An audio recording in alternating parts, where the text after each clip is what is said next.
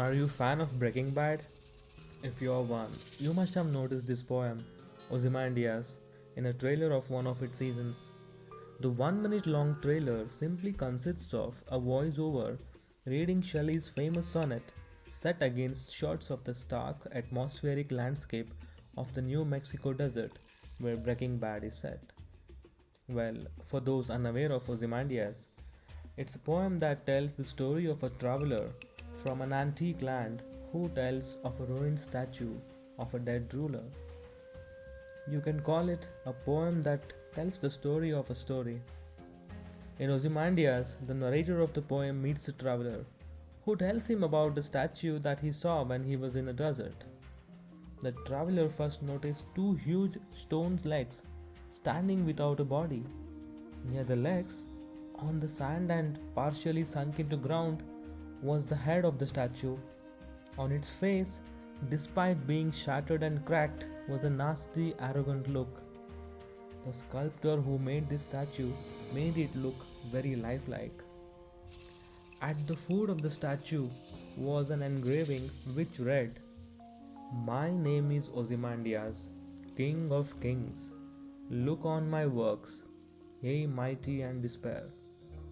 Clearly, the statue had once stood in the midst of a vast and impressive empire. But that's the irony.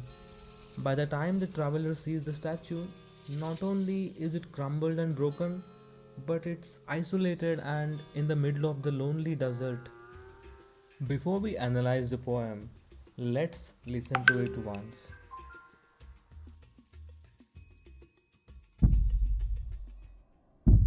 I met a traveler from an antique land who said, "Two vast and trunkless legs of stone stand in the desert. Near them, on the sand, half sunk, a shattered visage lies, whose frown and wrinkled lip and sneer of cold command tell that its sculptor well those passions read which yet survive, stamped on these lifeless things. The hand that mocked them and the heart that fed, and on the pedestal these words appear. My name is Ozymandias, King of Kings. Look on my works, ye mighty, and despair." Nothing beside remains.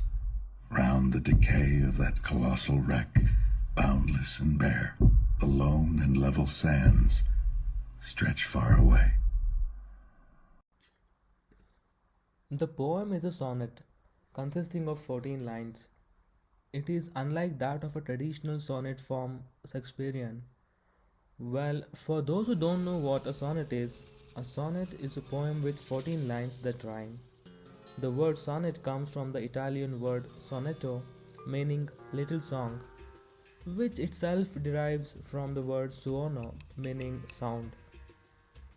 The poet of this poem stretches the rules by using half rhymes, such as stone and frown, appear and despair. Although the rhyme is largely that of iambic pentameter, this is broken at places.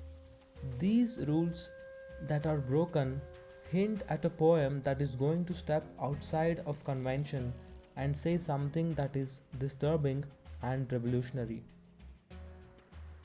How and when this poem was written is quite an interesting story. In 1817, the British Museum announced its latest acquisition, a large bust of Ramesses II, the king from the 13th century BCE. It was once part of a massive full-body statue at the museum. It weighed a massive 7 ton consisting of the head and torso. Inspired by the announcement, two English poets wrote poems in friendly competition and submitted them to the Examiner in London. No doubt you have heard one of the poems, Ozymandias. This is a sonnet written by Romantic poet Percy Shelley. The poem is regarded as one of the Shelley's most famous works and is frequently anthologized. Shelley's now famous poem has eclipsed the entry of his friend Horace Smith, who wrote his sonnet on the same topic and with the same title. Shelley's poem was published on January 11, 1818, and his friend Smith's was published on February 1, 1818, with the initials HS. While one piece of the statue served as the immediate inspiration for the two sonnets, the poem might be read within a larger historical context. In 1798, just 20 years earlier, Napoleon conquered Egypt, and treasures like the Anger Memnon entered the European imagination. The Napoleonic Wars erupted in 1803, and a series of major conflicts tore through the continent as France fought a fluctuating array of European powers, primarily led and financed by United Kingdom. By 1812, France controlled almost all of Europe. Her territory spanned from Denmark to Italy, from Spain to Austria. Only the Russian and Ottoman empires could contain the superpower. France began her Russian campaign that year and suffered an abysmal defeat. By the summer of 1815, the Congress of Vienna was negotiated and signed. France was reduced down to her original borders, which have remained effectively unchanged. In the power vacuum that followed, the British Empire continued to swell unchecked. Shelley was a romantic poet. Like most romantic poets, Shelley was against the rule of monarchy. Shelley was also very anti religion, publishing The Necessity of Atheism, which resulted in him being thrown out of Oxford University. So, the poem Ozymandias has to be read and understood in that context of time period and the poet. In this poem, the object is a broken statue, the only portion standing upright being two vast and trunkless legs. There is something vaguely comical about this image. At the outset, it is difficult to take this thing seriously. More attention is given to the statue's head, the shattered visage, which lies in the desert sand. Particular attention is given to the head's facial expression, frown, wrinkled lip, sneer of cold command. Shelley is interested in why this should be and turns to the sculptor who created the statue. He sees this unknown artist as having imposed these features on the statue, not necessarily on the instructions of the subject. The sculptor, while those passions read, it was his own will that prevailed, which yet survives stamped on these lifeless things, referring to the passions that the sculptor has read. The turning point in the poem is the engravings on the statue of the pedestal. My name is Ozymandias, King of Kings. Look at my works, ye mighty and despair. But then comes poem's second turning point, and its ultimate jibe at the rich and powerful. If they do what they are invited to do and look around, what do they see? Only what is described in the poem's final three lines. Nothing beside remains. Decay, bare, sand stretch far away. The message is clear enough. How have the mighty fallen? Every vestige of power will turn to dust because it is ultimately built on sand, just like the statue of Ozymandias. Well, let me read these lines again. I am King of Kings.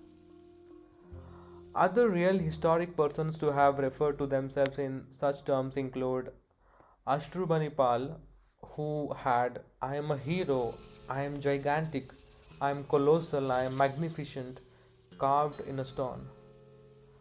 Menli I, Giray, who styled himself sovereign of two continents and Khan of Khans of two seas. The poem conveys the transient state of human life. Rich or poor, mighty or weak, everyone has to leave this world. Time does not spare even the King of Kings or even the Khan of Khans of the two seas. But the real question is, Why did Ramses proclaim that on this statue? He was certain that all future generations would look up to him and his legacy would live forever. Let's see who Ozymandias actually is. Ozymandias is the Greek name of the pharaoh Ramses II. He ruled as the third king of the 19th dynasty of Egypt and is often regarded as the most powerful and most celebrated king of the New Kingdom during Egypt's most prosperous time, earning him the monikers Ramses the Great and Great Ancestor. In Egypt, there was a tradition after a king's 30th year on the throne to celebrate his reign in a jubilee called Sed Festival to honor and rejuvenate his power. The festivals were held only for those whose reign exceeded 30 years, only the most powerful and longest living among the kings. After a king's first Sed festival starts, the 30-year mark, another one is held every 3 years, although sometimes Ozymandias held it every 2 years. Eventually, Ozymandias celebrated an unprecedented 13 or 14 Sed festivals, amounting to 66 years of reign, the longest in Egypt's history, unheard in the life of any other kings. Furthermore, merely halfway through those 66 years, Ozymandias' achievements had eclipsed nearly all of his greatest predecessors. This included bringing peace, maintaining Egyptian borders, and building numerous majestic monuments across the empire. His country was more prosperous and powerful than it had been in nearly a century and remained the peak of its civilization until its eventual demise. What is the lesson from Ozymandias? Putting it in a single word, hubris, excessive pride or self confidence. Many have interpreted the colossus as a symbol of king's colossal pride, further emphasized by the inscription on its pedestal: "My name is Ozymandias, King of Kings. Look on my works, A mighty and despair." A paraphrase of Greek historian Diodorus Siculus, the so-called traveler from the antique land, describing the massive statue in his book as this: "King of Kings, Ozymandias am I. If anyone wants to know how great I am and where I lie, let him outdo my work." The way I understand it, that inscription is a challenge. Ozymandias felt immense pride in his work, so much so that he asserted with absolute certainty that no one else would ever surpass him. But of course, no matter who you are, there will always be someone to raise above you. This reminds me of an Indonesian proverb: "Above the sky, there is another sky." Ozymandias, despite being a historical figure, is no exception to this trope.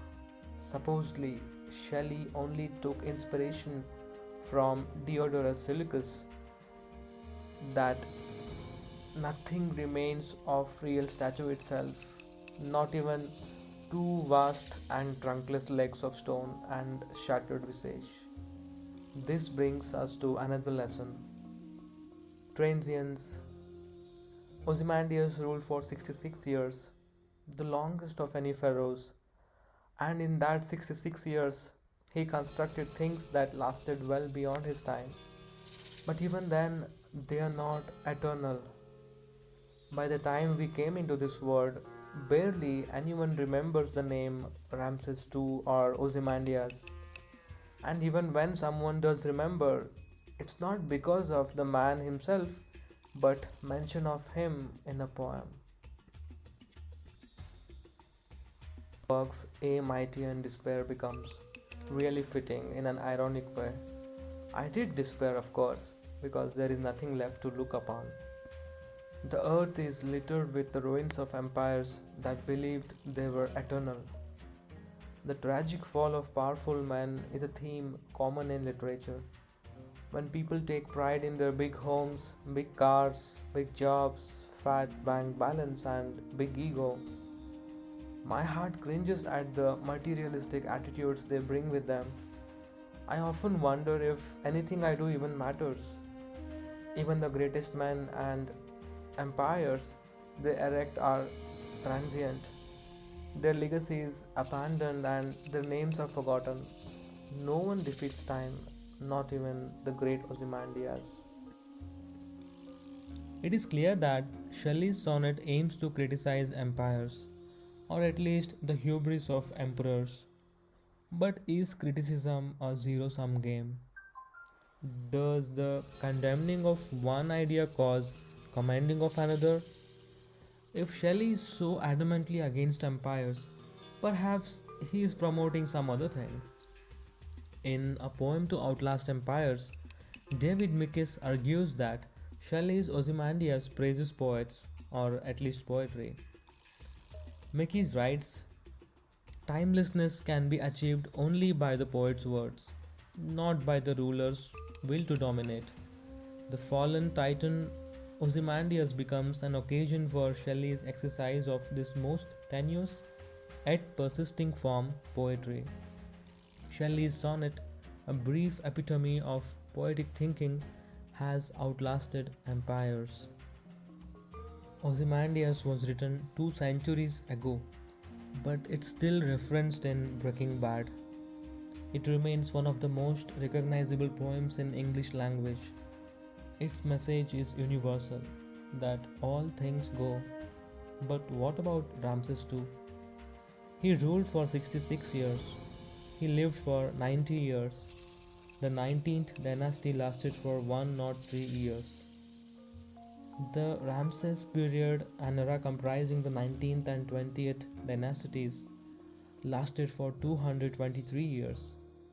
The Pharaonic period, beginning with the unification of Upper and Lower Egypt and ending with Macedonian conquest, lasted more than 3000 years. Did he go? Did his empire go? Yes, but it took some time. Will Shelley's Ozymandias last forever? No. Will it last 5000 years? Maybe. But see how quickly Shelley's friend Smith's poem faded from the view. It's already reduced to a footnote in Wikipedia. Shelley's poem talks the talk, but Smith's walks the walk, as it were. Yes, everything fades to history. All matter will decay down to its atoms. The sands of time wear down what we put up. All things go. But history itself remains untouched. Nothing done can be undone. Nothing unhappens. Yes, poets die. No one will be left. Poems are lost. The libraries will crumble. The books will rot. Nothing will be left. All things go. But in some ways, poetry does not die. The task of the poet is not to speak, but to listen. It's all out there, for poetry was all written before time was. But in more cases than not, the reality is not as bad as the one we imagine. When you read the poem, it's easy to become fatalistic, but that's wrong way to understand the poem. Instead, we should use Ozymandias to reframe our perspective on life, to lead a better life, and remain humble as we navigate through life. While it may be unsettling, this perspective on life is humbling. It stops our ego from inflating like a balloon and prevents you from over egging on your self importance. It also helps to put life into perspective. One of the most important lessons of this poem is the importance of time. There is only one power that beat all others, only one celestial force that can render all others useless, only one unstoppable force that can never be countered by humans. It is time. This particular feature of time is addressed clearly in Bhagavad Gita when Lord Krishna says that he is time. श्रीभगवानुवाच कालोऽस्मि लोकक्षयकृत् प्रवृद्धः लोकान् समाहर्तुमिह प्रवृत्तः ऋतेऽपि त्वां न भविष्यन्ति सर्वे एव स्थिताः प्रत्यनीकेषु योधाः. In response to Arjun's question regarding who he is, Sri Krishna reveals his nature as all-powerful time. I am the terrible time, the destroyer of all in the world and also the world. Those who oppose you, those who are with you, and even you will not escape the mighty time and me. When Oppenheimer, who was part of the first atom bomb project, witnessed the destruction of Hiroshima and Nagasaki, he quoted these words of Sri Krishna in the following manner: Time, I am the destroyer of all the worlds.